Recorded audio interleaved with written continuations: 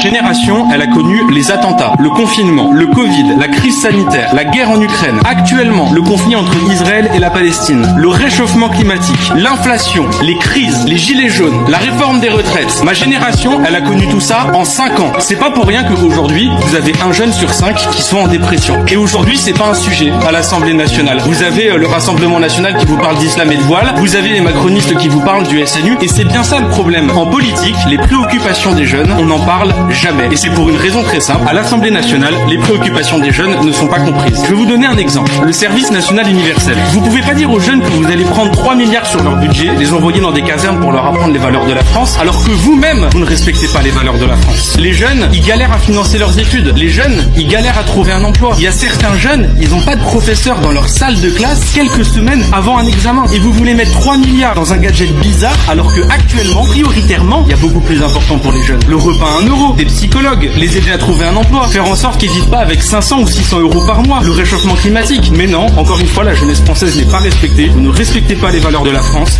Vous mettez tout cet argent dans un SNU qui nous coûte cher et vous ne comprenez pas que ce soit ressenti comme une injustice par la jeunesse.